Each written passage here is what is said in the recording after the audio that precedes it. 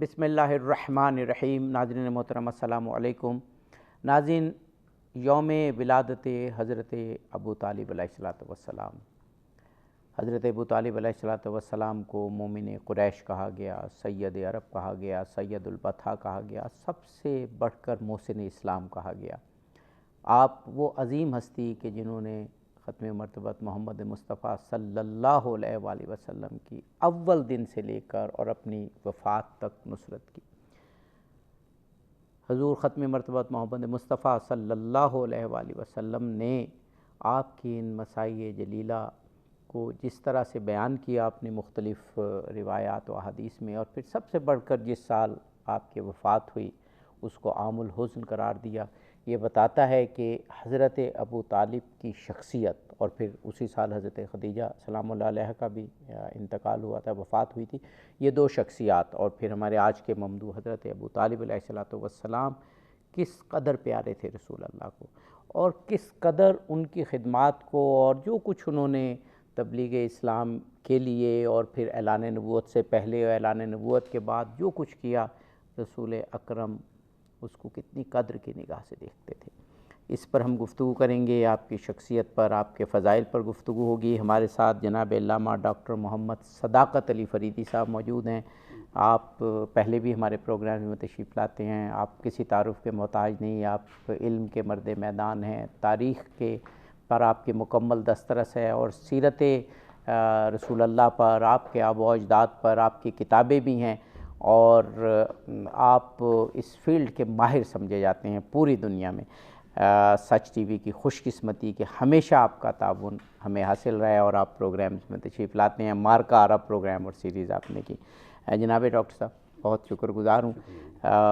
ہم نے حضرت ابو طالب علیہ السلام کے حوالے سے پہلے بھی آپ سے پروگرام کیے، اور آج بھی انشاءاللہ تعالی ہم یہ سعادت حاصل کریں گے۔ ہمارے ساتھ محمد نعمان عابد بھی موجود ہیں جو منقبت انشاءاللہ پڑھیں گے، اور خوبصورت آواز ہیں۔ ڈاکٹر صاحب، ہم نے اپنے ایک پروگرام میں پہلے حضرت ابو طالب کا جو مقام و مرتبہ دین الہی کے تسلسل میں، دین ابراہیمی کے تسلسل میں، اللہ کے پاک دین کے پس منظر میں جو تھا وہ بیان کیا، اور آپ نے کیا خوبصورت بیان کیا، اور آپ نے فرمایا کہ حضرت ابو طالب تو چنی ہوئی ہستی تھے۔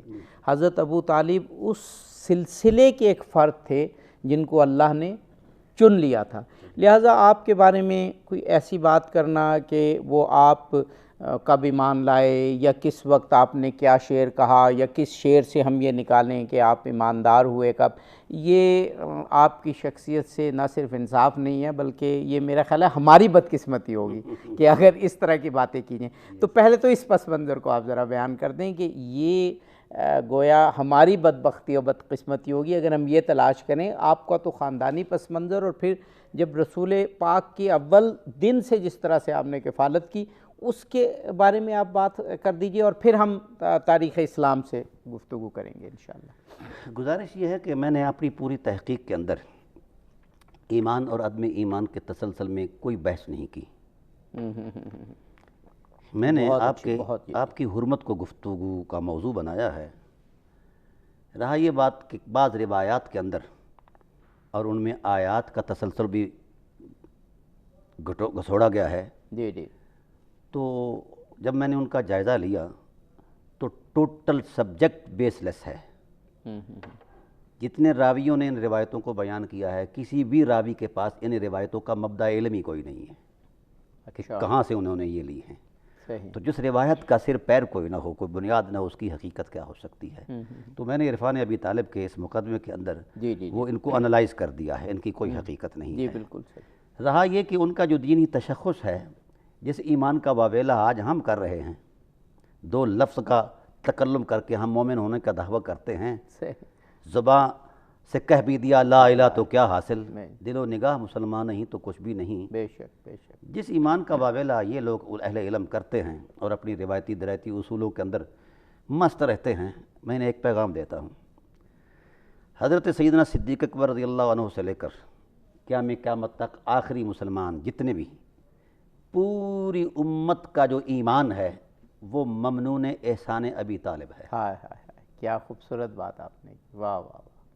بے شک جب ایمان خود ممنون احسان ابی طالب ہے، جی جی جی پھر اس کا ثبوت ابو طالب علیہ السلام کے لیے، واہ یہ کیسی بات ہے؟ بے شک بے شک بے شک رہا یہ معاملہ کہ ان کے اس تسلسل کا آغاز کہاں سے ہوتا ہے؟ پہلے تو یہ بنی ہاشم وجعلها کلمۃ باقیۃ فی عقبہ لعلہم یرجعون کے تسلسل میں یہ قرآن کی شہادت موجود ہے، صحیح، اور پھر جو ہی حضور تشریف فرما ہوئے دنیا میں، پہلا دن ہے، پہلا یوم میلاد ہے، اور پہلی ملاقات ہے حضرت ابو طالب علیہ السلام کی۔ حضرت عبد المطلب علیہ السلام نے آغوش میں لے کر پیار کیا، اشعار کہے پیار کے، اللہ کی حمد بیان کی، تو جناب کو جب ودیت کیا گیا حضرت ابو طالب علیہ السلام کے ہاتھوں میں آئے، اور یہاں ایک بڑا خوبصورت جملہ ہے حضرت زبیر کا، یہ بھی آپ کے سگے چچا ہیں، جی جی انہوں نے باقاعدہ حضور کی ولادت پر رقص کیا ہے، جی جی جی وَيَرْقُصُ الزُّبَيْرُ فِي دُبُرِ بَيْتِهِ، ہاں اتنی خوشی آئی کہ رقص کرنے لگ گئے۔ واہ واہ، اس خوشی کی کیفیت کو دیکھ کر حضرت ابو طالب علیہ السلام بھی فرط محبت میں آ گئے، اور ان سے حضور کو لے کر کہا انا احق بک، میں تو اس سے زیادہ حق رکھتا ہوں۔ واہ واہ، اس میں راز ہے کہ کوئی حقیقت تھی جو تسلسل پذیر تھی سینہ بسینہ، کہ اس امانت کا آخری امین کون ہوگا، جس پر یہ امانت بھی ناز کرے گی، واہ واہ، خدا بھی ناز کرے گا، دین بھی ناز کرے گا۔ تو حضرت ابو طالب علیہ السلام نے حضور کو لیا ہاتھوں میں، ابھی وحی کے نازل ہونے کو 40 سال باقی ہیں، جی جی بالکل، اعلان نبوت کو 40 سال باقی ہیں، فترۃ الوحی کے تسلسل سے زمانہ گزر رہا ہے، حالات گزر رہے ہیں، لوگ گزر رہے ہیں، کوئی شخص لفظ نبوت سے آشنا ہی نہیں ہے، نبی ہوتا کیا ہے؟ تو جناب حضرت ابو طالب علیہ السلام نے میرے رسول کو لیا اور دائیں رخسارے پر بوسہ دیا اور جھوم گئے۔ کہا کیا وہ جملہ بڑا عجیب ہے، جب فرط جذبات میں آیا، دل کی روشنی نے جب الفاظ کا لبادہ لیا، تو فرط جذبات میں یہ کہنا، ساتھ ہی لوری دے رہے ہیں اور کہہ کیا رہے ہیں، انت النبی محمد کربن اغر مسود لمسودین اکارمن تاب وطاب المولد نعم العرومت اصلها وامر الخدم اوحد وانی تزام لم امت وانا الشجاع الاربد وبنو ابیک کانہم اسد الارین توقدوا، یہ پہلی لوری دی ہے۔ کیا بات ہے، کیا بات ہے، واہ واہ، سبحان سب اللہ، سے پہلے عرب کی سنگلاخ زمین پر جس ذات نے میرے نبی کو نبی کہا ہے اسے ابو طالب کہتے ہیں۔ واہ واہ واہ، نبی کو بھی انہی نے کہا، حالانکہ حضور خود نہیں بولے، جی جی جی، رسول رحمت کو بھی انہوں نے کہا انت النبی، اے محمد تو نبی ہے، کیا بات ہے، کیا بلکہ ایک شعر میں ہے انت النبی مسود، صرف نبی نہیں تو نبیوں کا بھی تاجدار ہے۔ واہ واہ، وہ یہ بھی کہتے ہیں نا کہ جو اس دنیا میں پہلے جو نعت گو شاعر ہیں وہ حضرت ابو طالب ہیں۔ جی جی جی جی جی، جی، تاہم یہ اپنے اس مرتبے میں ثانی نہیں رکھتے، بے شک، کوئی شک، یہ سارا انہوں نے کہا کہ تو نبیوں کا سردار ہے اور تیری اصل کتنی کریم ہے، یہ بلند ہے، نائم اور نصرہ ستارے سے تیرے آبا و اجداد بلند ہیں، اتنی بلندی ان ستاروں میں نہیں جس سے آگے بلندی نہیں، جتنے آبا و اجداد تیرے بلند ہیں۔ اور ان آبا و اجداد کے حوالے سے اگر کوئی حوالہ پوچھے تو تاریخی شواہد نہیں دوں گا، کوئی علمی شواہد پیش نہیں کروں گا، وَأَمَرُ الْخِدَمُ الْأَوْحَدُ، بطور حوالہ عظمت حضرت ہاشم کو پیش کر دوں گا۔ ہے کسی کے دامن میں خاندانی اعتبار سے اس طرح کی عظمت تو سامنے آئے، چیلنج کر دیا ہے انہوں نے پورے عرب کو۔ کیا بات ہے، اب اس اعتبار سے یہ تسلسل جاری رہا، اور پھر خدمات دین کا پہلا اعتماد حضور کے کان میں کہتے ہیں وَأَنِّي تُزَامٌ لَمْ أَمُتْ، میں نے نہیں مرنا ابھی، ہائے ہائے، تجھے گبرو جوان بھی دیکھوں گا اور تیرے دین کو بلند ہوتا بھی دیکھوں گا۔ کیا بات ہے، جب تو دین کی عظمت میں اترے گا، تیرے مزاحمت کریں گے، تیرے ساتھ سامنے آئیں گے لوگ کفار مکہ، شدید مزاحمت کریں گے، لیکن وَأَنِّي تُزَامُ وَأَنَا الشُّجَاعُ الْأَرْبَدُ، میں بے شک اس وقت بوڑھا ہو جاؤں گا مگر میرا پیار نہیں بوڑھا ہوگا۔ یعنی آپ یہ کہیے کہ اسلام کا جہاں ماضی آپ نے بیان کیا وہاں اسلام کا مستقبل بیان کیا، کیا بات، کہتے ہیں وَأَنِّي تُزَامُ وَأَنَا الشُّجَاعُ الْأَرْبَدُ، حبیب جب تو دین کی خدمت میں اترے گا لوگ مزاحمت کریں گے، میں تیرے دشمنوں پر، تیرے دشمنوں اور اعداء پر اس طرح جھپٹوں گا جس طرح شیر کیا بات، اپنے شکار پر جھپٹا کرتا ہے۔ کیا بات، یعنی مستقبل کی آپ یہ کہیے کہ تاریخ لکھ رہے ہیں، تاریخ لکھ رہے ہیں۔ واہ واہ، اور یہاں عابدی صاحب مزے کی بات یہ ہے، جناب ابو طالب علیہ السلام صرف پیکر محسوس کی شخصیت نہیں ہیں، میں نے جو ان کا مطالعہ کیا ہے مجھے یہ سمجھ آیا ہے، اگر خلاصہ کے طور پر بیان کروں 2 لفظوں میں، تو اس وقت جب دین مغلوب تھا اور رسول دو عالم صلی اللہ علیہ وآلہ وسلم کو ابلاغ دین کے لیے رکاوٹیں تھیں، اس وقت سب سے پہلے جس تلوار نے چمکدار چہرہ دکھایا ہے دین کی غلبے اور قوت کی حمایت میں، جو تلوار سب سے پہلے نکلی ہے وہ ابو طالب کی تلوار۔ بے شک، وہ کہتے ہیں من انا الرسول الملیک تلألأ ببید لمع البروق، اس طرح ان کی تلوار چمکتی تھی جس طرح آسمان کی بجلی چمکا کرتی ہے، جس سے کفار کے کلیجے دہل جایا کرتے تھے۔ اور پھر بڑی عجیب بات کہی جناب ابو طالب علیہ السلام کی ذات نے، فرمایا کہ ازب و احما رسول الملیک، میری ذمہ داری خدا نے دی ہے کہ میں حمایت کروں رسول کی۔ واہ واہ واہ، تو جس رسول نے دین کی حمایت کرنی ہے اس کی حمایت ابو طالب کر رہے ہیں بے شک، علیہ الصلوۃ والسلام۔ تو اس وقت بھی، یعنی اس وقت بھی جناب ابو طالب علیہ السلام کے کردار کا تعین اگر کریں تو ابتدائے فطرت رسول سے لے کر اپنی زندگی کے آخری سانس تک، بے شک، 50 سال تک کا جو ٹائم پیریڈ گزرا ہے، یہ رسول اللہ کے دین کی حمایت میں اس طرح مستعد رہے ہیں کہ یہاں استعدادیں بھی ان کو بھی پسینہ آ جاتا ہے، عقل کو پسینہ آ جاتا ہے، بے شک۔ نہ رات کو سو سکے ہیں نہ دن کو سو کر دیکھا ہے۔ وہ تبلیغ اسلام سے پہلے اور خاص طور پر دعوت ذو الشیرہ سے پہلے کی ابھی بات اگر ہم کریں تو اس وقت بھی آپ ہر وقت ان کی حفاظت کی فکر جی میں بالکل، رہتے۔ جی، دعوت ذو الشیرہ کے بعد تو واضح ہو گیا نا ان سب کو اندازہ تھا، جی جی یعنی حضور کی ولادت سے پہلے جو یہود و نصارہ تھے حضور کے تعاقب میں تھے، جی جی جی جی بالکل، یہ تو حضور کے والدین کے تعاقب میں تھے، ان کو قتل کرنے کے لیے آئے تھے، بالکل درست، تو اللہ تعالیٰ کی ذات نے ان کی حفاظت فرمائی۔ بے شک، تو جب اللہ تعالیٰ کا اعتماد سامنے آ گیا، فرمایا الم یجد کا یتیما فآویٰ، ہاں ابو طالب میدان میں آ گئے ہیں، اب یہاں جبرائیل کی بھی ضرورت نہیں ہے۔ ہاں ہاں ہاں، واہ واہ واہ، بدر میں جبرائیل آئے ہیں، جی جی بے شک، ہیزم گھوڑے پر چڑھ کے آئے ہیں، بے شک، لڑے ہیں، بے شک، ٹھیک ہے نا؟ بے شک، بے شک، بدر میں، احد میں، جہاں کہیں بھی، لیکن یہاں اور ضرورت ہے، یہاں کوئی بھی نہیں، جب تک ابو طالب ہیں کسی کی تمام ضرورت نہیں۔ اصحاب رسول کا کردار خاموش ہے اس حوالے سے۔ بالکل صحیح، بالکل صحیح، اگر حمیت، حمایت، نصرت کے اعتبار پر کوئی حوالہ دیکھنا چاہے تو جتنی آیات قرآن کی اس حوالے سے آئی ہیں ان کا پہلا معنی ابو طالب ہے۔ بے شک۔ اچھا، کفار بھی انہی کے پاس جاتے تھے کفار بھی انہی کے کہ پاس دیکھیں یہ ہمارے بتوں کو برا کہہ رہے ہیں، دیکھیں یہ ہمارے آبا و اجداد کو برا کہہ رہے ہیں، دیکھیں یہ ہماری روایات کو برا کہہ رہے ہیں۔ تاریخ یہ گواہی دیتی ہے کہ وہ جاتے بھی حضرت ابو طالب کے پاس تھے، تو وہ کیوں جاتے تھے حضرت ابو طالب کے پاس؟ جی جی، یہ عرب کی اقدار میں باتیں ہوتی تھیں کہ بڑوں سے بات کرتے اور چھوٹوں کو منوانے، ہمارے سماج کے اندر بھی دیہاتوں کے اندر ایسا ہوتا ہے، لیکن یہ نہیں کہ ان کو وہ اپنا حمایتی سمجھ کر جاتے تھے، ان کو اندازہ تھا یہ بنی ہاشم ہیں، یہ دین ابراہیم کا پیکر ہیں، اسوہ ہیں، دین ابراہیم میں ایک اتھارٹی ہیں، عظمت ہیں۔ واہ واہ، اور دوسری بات یہ ہے کہ جناب ابو طالب علیہ السلام کے پاس جو کفار جاتے تھے وہ اپنی بات منوانے جاتے تھے کہ محمد صلی اللہ علیہ وسلم اس راستے سے ہٹ جائیں، بالکل صحیح ہے، اگر یہ بزرگ ہیں ان کی کفالت میں رہے ہیں یہ کہہ دیں گے تو وہ ہٹ جائیں گے، وہ اپنے مفاد کے لیے اور جاتے تھے۔ یہی ہیں جو ان کی لیکن تاریخی غلطی یہ ہے کہ بعض لوگ یہ یہاں خطائے فاحش کر گئے، فحش باتیں کرتے ہیں کہ وہ ان کو اپنا سمجھ کر گئے تھے کہ یہ بھی بت پرست ہیں۔ اپنے کلام کے اندر انہوں نے ہاں ایسی کوئی روایت ہی نہیں ہے کہ کبھی اپنے کلام کے اندر انہوں نے بت پرستوں کی مذمت کی بیان، اور خاص کر موضوع سخن ان کا بنو امیہ تھے۔ بت پرستی کے اندر بنو امیہ ٹائٹل کی صورت میں نظر آتے ہیں، جی جی بالکل، اور اسے حمایت میں، اور جہاں انہوں نے ان کی مذمت کی ہے، بت پرستوں کی ہے اور بت پرستی کی ہے، تو جو شخص بت پرستی کی مذمت کر رہا ہے اس کی بابت یہ کہا جا سکتا ہے کہ اس کا خیال دھیما سا بھی ادھر لگ جائے؟ نہیں لگ سکتا۔ تو پہلے میں نے قرآنی آیات کے تناظر میں وہ بات بیان کر دی ہے۔ جی جی جی، تو قدرت کا نشان، عظمت کا مقام دیکھو، جو حضرت ابو طالب علیہ السلام کا ایک ایسا مقام ہے جس مقام کے منظر نامے کے سامنے کسی مقام کی وہ اہمیت نہیں ہے۔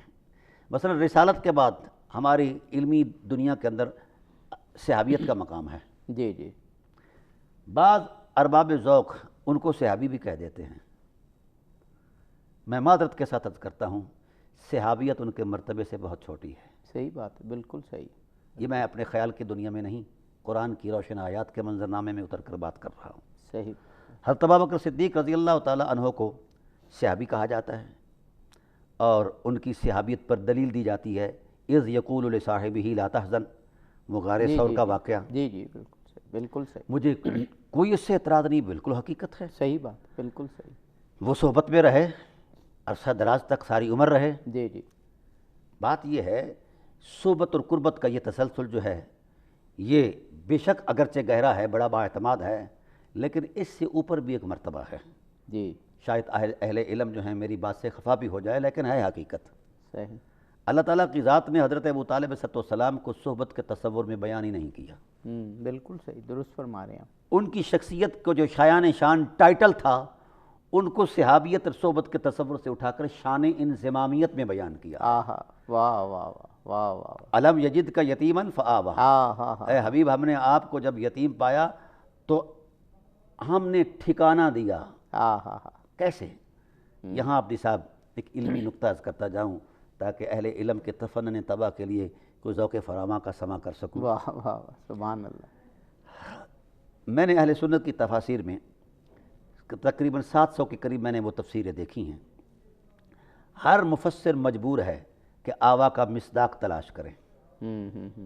بالکل صحیح، کائنات کے کسی مفسر کو کوئی مصداق کائنات میں ملا ہی نہیں۔ کیا بات ہے، سوائے حضرت، یہ واحد معنی آیت ہیں حضرت ابو طالب علیہ السلام، کیا بات ہے، کیا بات، جو مفسرین اہل سنت مجبور ہو گئے بالکل کہ صحیح، ٹائٹل میں اگر یہ نہ ہو تو آیت اپنے معنی سے ہٹ جائے گی۔ واہ واہ واہ واہ، یعنی اور بڑی عجیب سی بات، کیا بات ہے، یعنی آپ نے بڑا علمی نقطہ بیان کیا کہ آیت کا مصداق تو ہونا ہے، ہونا ہے، اور اگر مصداق تلاش کریں تو حضرت ابو طالب علیہ اور السلام، دوسرا کوئی ہے ہی کوئی نہیں۔ کیا خوبصورت بات حالات کی کے آپ نے، منظر نامے میں جی جی تاریخی تنوعات کے اندر بھی ایسی کوئی شخصیت نہیں جس کو اس کے معنی کے اندر مصداق کی صورت میں قبول کیا جائے۔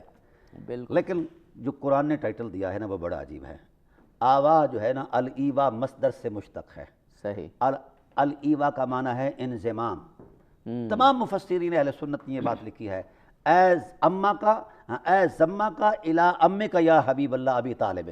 واہ واہ، لوگ صحبت اختیار کر کے صحابیت کے درجے پر پہنچے گئے، پر حبیب ابو طالب وہ ہے جس کے وجود مقدس میں آپ کے وجود کو ضم کر دیا ہے۔ واہ واہ، یہ شان انضمامیت کائنات کے کسی فرد کے پاس نہیں ہے۔ واہ واہ، اس کا ٹائٹل اور شناخت اور عنوان اگر کائنات میں ہے تو جناب ابو طالب علیہ السلام کی ذات والا صفات ہے۔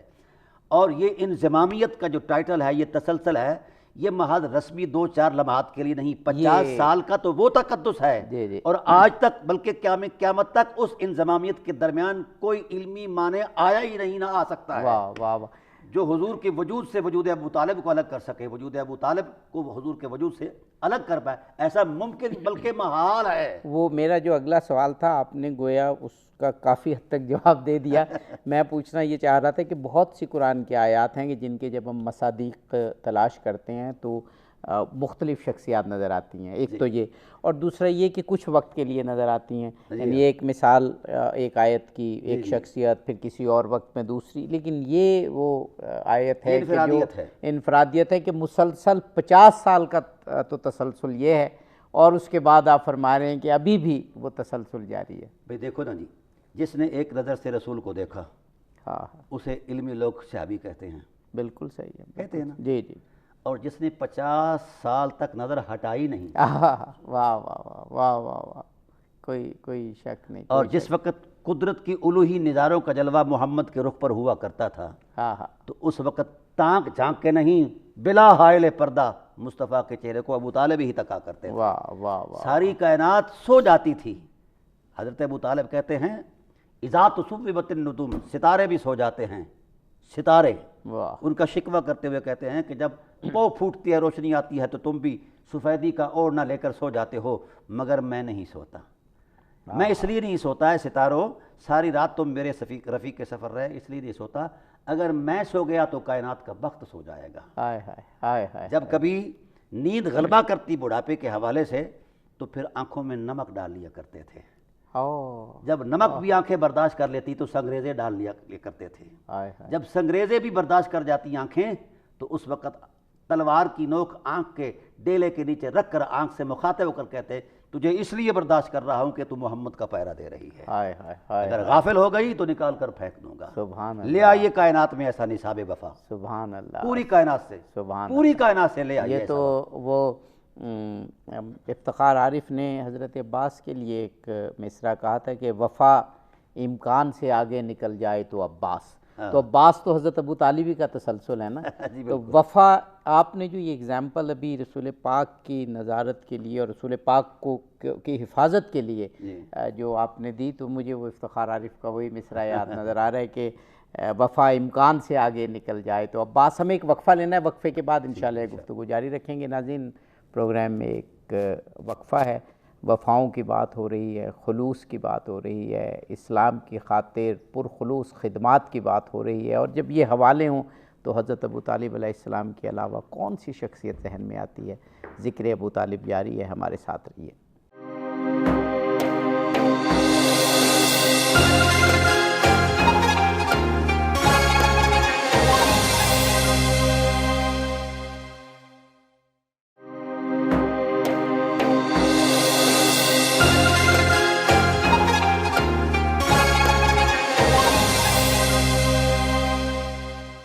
ناظرین، پروگرام میں ایک مرتبہ پھر آپ کو خوش آمدید کہتے ہیں۔ یوم ولادت حضرت ابو طالب علیہ السلام کی یہ محفل ہے، یہ پروگرام ہے۔ ہمارے ساتھ جناب علامہ ڈاکٹر محمد صداقت علی فریدی صاحب موجود ہیں۔ کیا گرفت ہے آپ کی تاریخ پر، کیا گرفت ہے آپ کی سیرت حضرت ابو طالب پر، اور کتنی خوبصورتی سے اور روحانیت سے آپ سمجھتے ہیں تاریخ اسلام کو اور حضرت ابو طالب کی شخصیت کو۔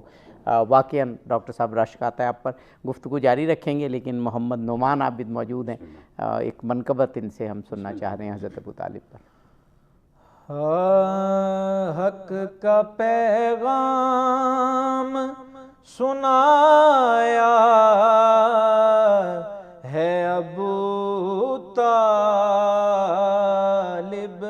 نے، حق کا پیغام سنایا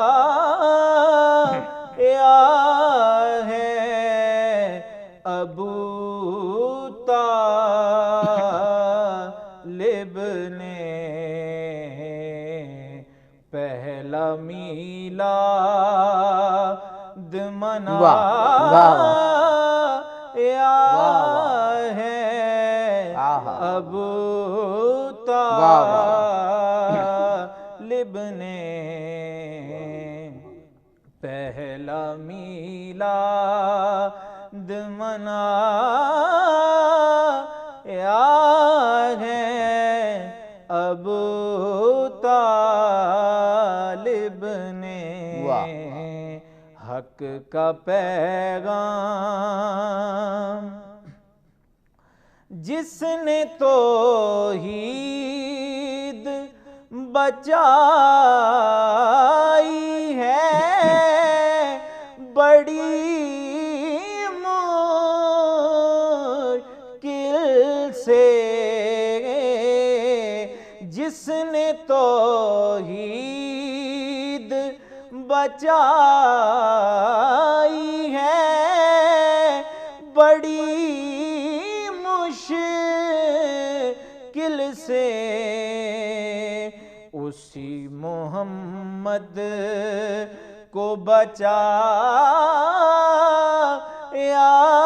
ہے ابو طالب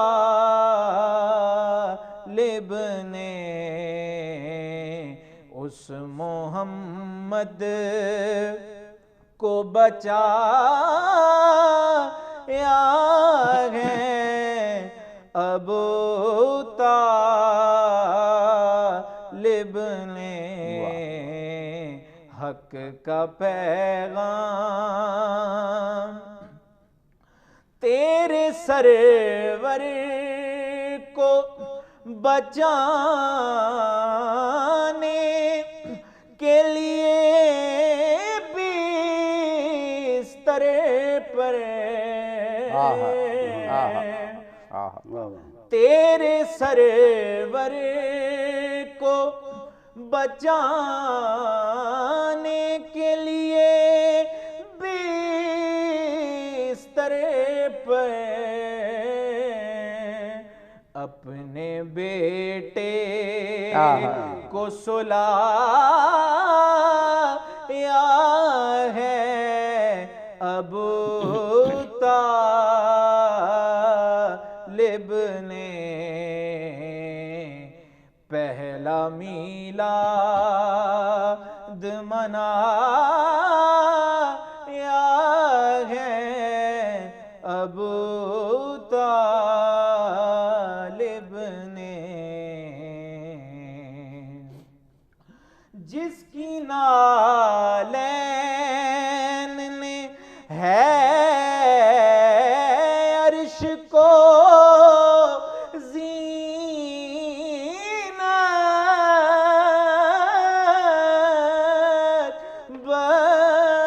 بخشی، جس کی نالین نے ہے عرش کو زینت بخشی، اس کو چلنا بھی سکھایا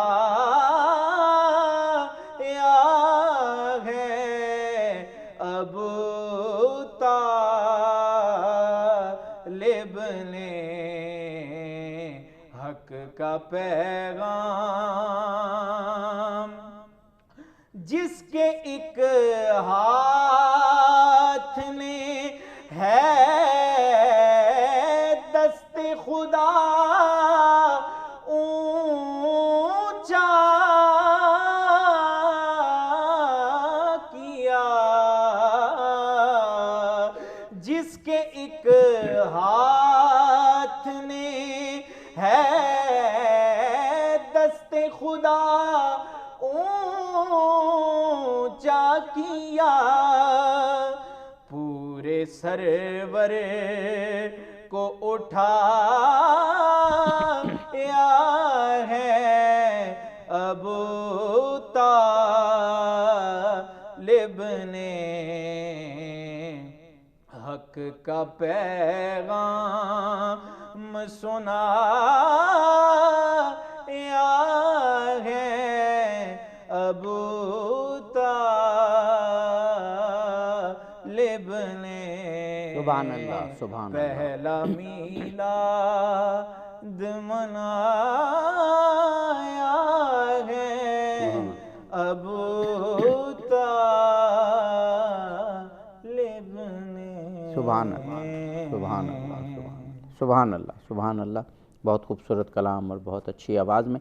ڈاکٹر صاحب، ابھی آپ نے قرآن سے، احادیث سے، روایت سے، رسول پاک کی اپنی گواہی کے ذریعے، پھر اللہ تعالیٰ نے جس طرح سے قرآن پاک میں ایسی آیات اتاریں گے جن کے مصداق حضرت ابو طالب علیہ السلام کے علاوہ کوئی نظر نہیں آتے، اس سے عظمت آپ نے بیان فرمائی۔ لیکن بہرحال لوگ تاریخ کے حوالے بھی مانگتے ہیں کہ یہ جب عظمت ہے تو وہ عظمت تاریخ عملی طور پر بھی سامنے آنی چاہیے اور تاریخ کے صفحات میں اس کی گواہی بھی ہونی چاہیے۔ تو میں چاہ رہا ہوں کچھ ایسے واقعات جو آپ کی عظمت کی دلیل میں معتبر ہیں، مستند ہیں، اسلام کے لیے، توحید کے لیے، رسول اللہ کی حفاظت کے لیے، وہ ہم آپ کی زبانی سننا چاہیں گے تاکہ وہ جو بڑی کمزور سی روایات ہیں ان کی نفی ہو جائے اور یہ جو معتبر واقعات ہیں ان سے قرآنی آیات کی گویا تفہیم اور تفسیر ہو جائے۔ بہت خوبصورت سوال قبلہ عابدی صاحب۔ گزارش یہ ہے کہ تاریخی روایات کے اندر صحت اور سقم کا امکان موجود ہے، قرآنی آیات میں صرف صحت ہی صحت ہے۔ کیا بات ہے، واہ، قرآن تو معجزہ ہے۔ ٹھیک ہے، آپ ایسا کریں قرآن کو عنوانات کے تسلسل میں دیکھیں۔ صحیح۔ تو جتنی آیات عظمت مصطفیٰ، رفعت مصطفیٰ اور حمایت مصطفیٰ، نصرت مصطفیٰ صلی اللہ علیہ وآلہ وسلم پر مبنی ہیں، اور ان رویوں کی جتنی پذیرائی جس اعتبار سے کی گئی ہے، ان پذیرائی کا اور اس سارے تسلسل کا پہلا معنی، مضبوط معنی ابو طالب ہیں۔ اگر ان آیات سے حضرت ابو طالب علیہ السلام کے کردار کو ہٹا دیا جائے تو آیتیں اپنے معنی کو تلاش کرنے کے لیے 10 سال تک خاموش رہی ہیں۔ کدھر جائے گا خدا کا قرآن؟ بے شک، بالکل اس لیے اللہ تعالیٰ بے معنی کلام نہیں کرتا، بالکل صحیح، اس کے سامنے اس کا معنی ہوتا ہے۔ اور جس جس انداز میں، مثلاً 11 سن نبوی کو معراج ہوئی، بالکل صحیح. حضور واپس تشریف لائے، اہل مکہ نے اس کا مذاق اڑایا حضور کا، بھئی ہم نہیں مانتے، رات کے تھوڑے سے حصے میں ایسا ہوا. تو کفار مکہ بڑے خوش ہوئے کہ ہم جھٹلانے کے لیے جی بہترین یعنی ہمیں ایک چیز ہاتھ آ گئی ہمارے. صحیح. سب سے پہلے وہ حضرت ابوبکر صدیق کے پاس گئے.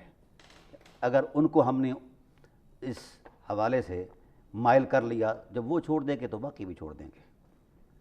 جب وہاں پہنچے تو حضرت ابوبکر صدیق رضی اللہ تعالیٰ عنہ نے کہا کہ جو بات تم کہہ رہے ہو کیا یہ واقعتاً میرے محبوب نے کہی ہے؟ صحیح. انہوں نے کہا ہاں ہاں کہی ہے. وہ پھول کے اندر سے بھی ہمارے ہتھے چڑھ گیا ہے. صحیح.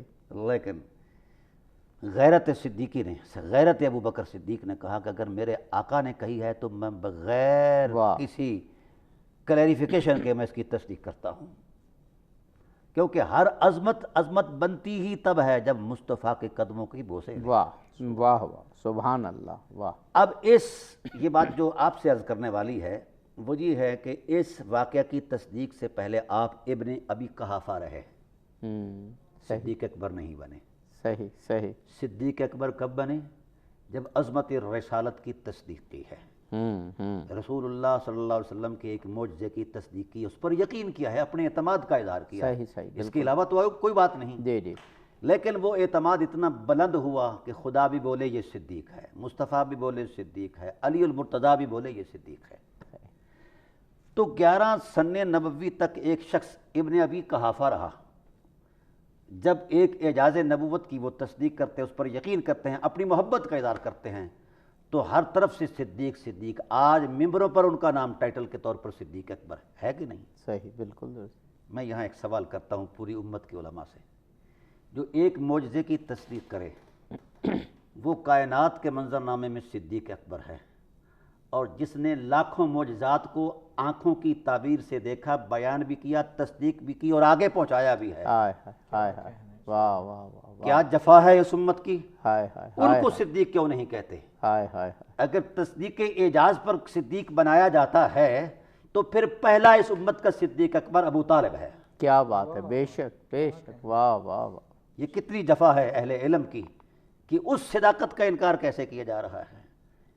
سب سے پہلے جس شخص نے شق القمر کی حرمت کو بیان کیا ہے اشعار کے شعر میں، وہ حضرت ابو طالب علیہ السلام ہیں. واہ. کتنے سارے معجزات ہیں. جب حضور علیہ السلام کو شام کے سفر میں لے جاتے ہیں تو قدم قدم پر معجزات کا مطالعہ سامنے آتا ہے. بے شک. درختوں کے سجدے کرنا، پتھروں کا درود پڑھنا، بے شک. جانوروں کا آ کر پیش کرنا اپنے آپ کا. تو اس طرح کی معجزات جب دیکھتے تو پھر ان معجزات کو گنگنا کر اپنے اشعار میں بیان کرتے تھے. تو بھلا کوئی ایسا شخص جو من میں کھوٹ رکھتا ہو وہ کی حقیقت کی طرف آتا ہے؟ کیا بہت خوب. یہ لوگ شرمندہ ہوں گے جو ان کی حرمت کے خلاف زبان کھولتے ہیں، ہرزہ سرائی کرتے ہیں. جہاں تک آپ نے وہ روایات کی بات کی ہے، میں نے کہا کہ وہ کائنات کا فضول ترین تصور علم ہے. صحیح بات ہے. بالکل صحیح. اس کی میں ایک ریزن بتاتا ہوں. ہاں اس میں تو پتہ نہیں کیا کیا بھائی آیت حضرت ابو طالب علیہ السلام کی وفات ہو رہی ہے 10 سن نبوی کو. جی جی. اور اس کنٹیسٹ میں آیت اتر رہی ہے 9 سن ہجری کے آخر میں. 12 سال لگ گئے خدائے ذوالجلال کو سوچتے ہوئے کو محبوب کو دعائے مغفرت سے روکنا ہے. یہ کیا طرفہ تماشا ہے، یہ کیا مذاق ہے علم کے ساتھ. بالکل. اور پھر اس آیت کریمہ کے 14 شان نزول ہیں. ان شان نزولوں میں 5 مرتبہ یہ آیت رسول اللہ کی ماں کو کافر بنانے کے لیے آئی ہے. یہ ستم ہے، یہ جبر ہے اہل علم کا. آپ تاریخ کی بات کرتے ہیں، مجھے نفرت ہے ایسی تاریخ سے جس میں رسول اللہ کی حرمتوں کا حیا نہیں، رسول اللہ کے رشتوں کا حیا نہیں. وہ سب جھوٹ ہے. اس لیے رسول اللہ کے رشتوں کے تقدس کی حرمت کو قرآن کی 900 آیات بیان کر رہی ہیں. کس نے حق دیا ہے ان لوگوں کو کہ ذاتی جوڑ توڑ کر کے گھر میں بیٹھ کر ہر میں نبوت کے فیصلے کریں؟ یہ کون ہوتے ہیں؟ ان کی حیثیت کیا ہے؟ بہت درست. ہم ان کی شخصیت کو دیکھیں، جو حقائق کو دیکھیں. قرآن نے جب کہہ دیا ہے، جب وحدہ لا شریک کا اہتمام قدرت اس بات کا گواہ ہے، زبان رسالت اس بات کی گواہ ہے، اور میرے رسول صلی اللہ علیہ وسلم کے والدین، سبحان اللہ سبحان اللہ. حضرت ابو طالب علیہ السلام کا جو معاملہ ہے اس حوالے سے، اب جس منظر نامے میں وہ آیت اتری یہ خیانت اور تحریف ہے. میں بربلا اپنی کتاب میں بھی لکھ چکا ہوں اور 164 گھنٹے کے اندر میں نے یہی تحریف جو ہے یہ ننگی کی ہے۔ بھئی 14 شان نزول ہیں، اور ان مشرکین میں جو نامزد مشرک ہیں وہ 2 نفوس قدسی ہیں جس پر خدا بھی اعتماد کرتا ہے، مصطفیٰ بھی اعتماد کرتے ہیں۔ واہ واہ، اس بےہودہ ایف آئی آر کے اندر یہ 2 نامزد ملزمان ہیں، اور کوئی بھی مشرک اور کافر جو شرک کا ترجمان رہا، شرک کی حفاظت کرتا رہا، بتوں کی حمایت کرتا رہا، ان میں سے کوئی بندہ نامزد نہیں۔ یہ 2 نفوس رحمت ہیں جن پر خدا اعتماد کرتا ہے، رسول اعتماد کرتے ہیں، ان کو اس بوگس جھوٹی ایف آئی آر میں نامزد کر دیا گیا ہے۔ یہ کیا حماقت ہے، ان کا نام تک نہیں ہے۔ 5 مرتبہ یہ مذاق ہے قرآن کی آیات کے ساتھ، یہ تحریف ہے، اور اس کا عذاب قیامت کے دن میسر آئے گا، انہیں ضرور آئے گا۔ رسول اللہ صلی اللہ علیہ وسلم نے میرے رشتوں کو، میں ایک دیہاتی آدمی ہوں، میری ماں بھی پینڈو دیہاتی ہے، بڑی سادی سی ماں ہے، اس کے پاؤں ہر وقت گوبر آلود رہتے ہیں، گرد آلود رہتے ہیں۔ میرے رسول نے اس پینڈو سادی ان پڑھ ماں کو یہ تکریم بخشی، اس کے پاؤں کے نیچے جنت رکھا۔ ہائے ہائے ہائے ہائے، تو میں اس رسول کی ماں کو کفر کی گالی دے رہا ہوں؟ ہائے ہائے ہائے ہائے ہائے ہائے، بھئی جو رسول کی صحبت میں رہے، جو شخص رسول کی صحبت میں رہے اسے تو ٹائٹل صحابی کہتا ہے، اور جس کی صحبت میں خود رسول رہیں، ہائے ہائے، ان کی حرمت کو ہم کہاں سے شروع کریں؟ ہائے ہائے ہائے، جب تک یہ امت رسول کے رشتوں کی تکریم نہیں کرتی اس وقت تک ان کے ایمان کا اعتبار ہی کوئی نہیں ہے۔ میں ایک حدیث پیش کرتا ہوں۔ جی ضرور ضرور، حضرت عباس کا آپ نے نام لیا، کوئی چھوٹی شخصیت ہے؟ صحیح، میں نے کہا کہ اہل بیت نبوت کا ہر فرد عظمتوں کا ایک جہان ہے۔ اب عظمتیں بنتی ہی ان کے وجود سے ہیں، ہر عظمت کی ابتدا بھی اہل بیت نبوت ہے اور انتہا بھی اہل بیت نبوت ہے۔ تحقیق کا طالب علم ہوں، فرد جذبات میں بات کرنا میری عادت نہیں ہے، جی جی بے شک، حوالہ جو ہے وہ میری ذمہ داری ہے۔ بالکل بالکل، حضرت عباس نے لوگوں کا رویہ دیکھا، قریش کا، اجنبی تھا، شکایت کی حضور کی بارگاہ میں، ان قریشن اذا لقوا بعضهم بعضا لقوا بوجوہ ذو مبشرۃ۔ آقا یہ جو قریش ہیں جب یہ آپس میں ملتے ہیں تو بڑے پرتپاک انداز میں ملتے ہیں، بالکل، بڑے بھرم کے ساتھ ملتے ہیں۔ اذا لقونا، جب ہم سے ملاقات کرتے ہیں تو اوپرے ہو جاتے ہیں، اگر وہ بات کر رہے ہیں تو کاٹ دیتے ہیں، گویا ہم سے وہ طبع نفرت کرتے ہیں۔ میرے رسول کا چہرہ سرخ ہو گیا غصے سے، اور آپ اٹھے اور کالی کملی مبارک جو ہے وہ نیچے گر گئی، آپ نے اٹھایا نہیں، حتیٰ یجر رداءہ کے الفاظ آئے ہیں حدیث کے اندر، گھسیٹتے آئے اسے، فرمایا دالی الناس ووضع لی المنبر، لوگوں کو بلایا جائے میرے لیے اور ممبر بچھایا جائے۔ ممبر بچھ گیا تو میرے رسول نے فرمایا واللہ لا يدخل الایمان قلب الرجل حتی یحبکم للہ ولرسولہ ولقرابۃ منی۔ فرمایا خدا کی عظمت کی قسم، اس وقت تک کسی بھی شخص کے دل میں ایمان داخل ہی نہیں ہو سکتا جب تک کہ وہ میرے اہل بیت کے ساتھ محبت نہیں کرتا۔ چچا اہل بیت نبوت ہے۔ جو بات راز کی عرض کرنے والا ہوں، یہ کیوں تشیع کے اہل علم ہیں یا تسنن کے اہل علم ہیں، یہ کیوں دوہرا معیار رکھتے ہیں؟ معذرت کے ساتھ اہل بیت نبوت کے ٹائٹل میں ایک لکیر کھینچی ہوئی ہے کہ یہ ہیں یہ ہیں یہ ہیں یہ ہیں، نہ انہوں نے قرآن کا لحاظ کیا ہے نہ رسول کا لحاظ کیا ہے۔ اب زبان رسالت اہل بیت کے تسلسل میں تصور میں چچا کو بیان کر رہے ہیں، اور حضرت عباس اپنی نسبت کے اعتبار سے ایک قدم پیچھے ہیں حضرت ابو طالب کے، جی آگے ہیں، بے شک ماں کے حوالے سے، بے شک بے شک، تو جناب ابو طالب علیہ السلام تو ہر لحاظ سے آگے ہیں حضرت عباس سے۔ بے شک، اگر اہل بیت نبوت کی حرمت عباس بن عبد المطلب شامل ہو سکتے ہیں تو ابو طالب کیوں نہیں شامل ہو سکتے؟ بے شک، یہ اہل بیت نبوت کی عظمتوں کا عنوان ہیں۔ واہ واہ واہ، میں آج سے اس ڈائریکشن کو بیان کر رہا ہوں۔ اہل تشیع یا اہل تسنن جو علماء حضرات ہیں، وہ جب بھی اہل بیت کی حرمت کا کوئی حوالہ بیان کریں تو حرمت کا ان حرمتوں کی پہلی عظمت ابو طالب ہیں۔ بے شک، جتنی قرآن کی آیات اہل بیت کی حرمت میں آئیں، جی جی، جتنی رسول دو عالم صلی اللہ علیہ وسلم کی زبان رحمت سے روایات صادر ہوئیں اہل بیت کی حرمت کی تکریم میں، تو ان میں پہلا عنوان ابو طالب ہے، پہلا عنوان والدین محمد ہیں۔ بے شک، قرآن نے بھی والدین کو اہل بیت کہا ہے۔ اب اس پر تو میری تفصیلی گفتگو ہے، 4 کتابیں میں نے 4 جلدیں لکھی ہیں جی جی جی، کہ اہل بیت نبوت کا پہلا تقدس کون ہے عظمت فطرت کے اندر۔ بہت بہت بہت تو یہ کیوں اس طرح کا یہ اوپرا پن ہے اہل بیت نبوت؟ جی ڈاکٹر صاحب، وہ میرا جی تو بالکل نہیں چاہ رہا آپ کو روکنے کو، اور آپ نے تو جیسے 13 جلدوں کی کتابیں ہیں اور 164 گھنٹے کی آپ کی تقاریر پروگرام ہے، لیکن ان 2 پروگرام میں جو ہم نے پہلے آپ سے کیا اور آج آپ نے ماشاءاللہ بہت ہی ایفیکٹو، مؤثر، دلکش، دلنشیں انداز میں آپ نے خلاصہ بیان کر دیا، اور حضرت ابو طالب علیہ السلام سے اس امت کو جو محبت، جو عقیدت، جو مودت ہونی چاہیے، اس کو اس کی روح کے ساتھ آپ نے بیان کر دیا۔ خداوند قدوس، میں تو یہ کہوں گا کہ قیامت کے دن ہم سب کو، آپ کو، ہمیں حضرت ابو طالب کی شفاعت نصیب فرمائے۔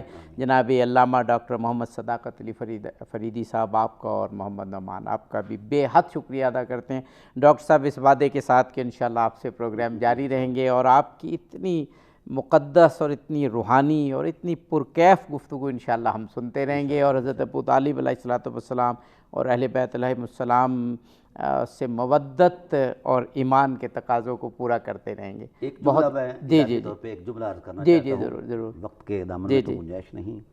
رسول کا فتویٰ ہے، جی جو اہل بیت کے تقدس کا احترام نہیں کرتا اس کے من میں ایمان داخل نہیں بے شک بے شک۔ اور حضرت ابو، یعنی پہلی شرط ہی ایمان بالرسالت کی محبت اہل بیت ہے۔ اور آپ بتا رہے ہیں کہ اگر دیکھا جائے تو اہل بیت کا پہلا مصداق حضرت ابو طالب، ابو طالب علیہ السلام کی محبت کے بغیر تو کسی کے دل میں ایمان داخل ہی نہیں ہو سکتا۔ یہ ان کے ایمان کی جستجو کر رہے ہیں کہ کہاں ہے، واہ واہ واہ۔ ایمان ان پر ناز کرتا میں ہے۔ بہت بہت شکر گزار ہوں ڈاکٹر علامہ محمد صداقت علی فریدی صاحب، آپ کا، نعمان آپ کا بھی بہت شکریہ۔ ناظرین، حضرت ابو طالب نے اپنی پوری زندگی میں تو دفاع رسالت کی، اور بڑا مشہور تاریخی واقعہ کہ آپ رسول پاک کو رات کو بستر سے اٹھا کر اور اپنے بیٹوں کو وہاں سلا دیتے تھے تاکہ رسول بچ جائیں، رسالت بچ جائے، لیکن یہی تربیت انہوں نے قیامت تک کے لیے کی۔ افتخار عارف کی ایک بڑی خوبصورت نظم کے چند میں مصرے بیان کروں گا، ان کی بڑی شہرہ آفاق نظم ہے، ابو طالب کے بیٹے، اس کا عنوان ہی ابو طالب کے بیٹے۔ ابو طالب کے بیٹے حفظ ناموس رسالت کی روایت کے امی تھے، جان دینا جانتے تھے، وہ مسلم ہوں کہ وہ عباس ہوں، اونو محمد ہوں، علی اکبر ہوں، قاسم ہوں، علی اصغر ہوں، حق پہچانتے تھے، لشکر باطل کو کب گردانتے تھے۔ ابو طالب کے بیٹے، شعر دیکھیے گا، یہ 2 مصرے دیکھیے گا، ابو طالب کے بیٹے سر بریدہ ہو کے بھی اعلان حق کرتے رہے ہیں، ابو طالب کے بیٹے پاپ بجولاں ہو کے بھی اعلان حق کرتے رہے ہیں، ابو طالب کے بیٹے صرف زندہ ہو کے بھی اعلان حق کرتے رہے ہیں، مدینہ ہو، نجف ہو، کربلا ہو، کاظمین ہو، سامرا ہو، مشہد ہو، بغداد ہو، آل ابو طالب کے قدموں کے نشاں انسانیت کو اس کی منزل کا پتہ دیتے رہے ہیں، تا ابد دیتے رہیں گے۔ ابو طالب کے بیٹوں اور غلامان علی ابن ابی طالب میں ایک نسبت رہی ہے، محبت کی یہ نسبت عمر بھر قائم رہے گی، تا ابد قائم رہے گی۔ اظہر علی عابدی کو اجازت دیجیے، فی امان اللہ۔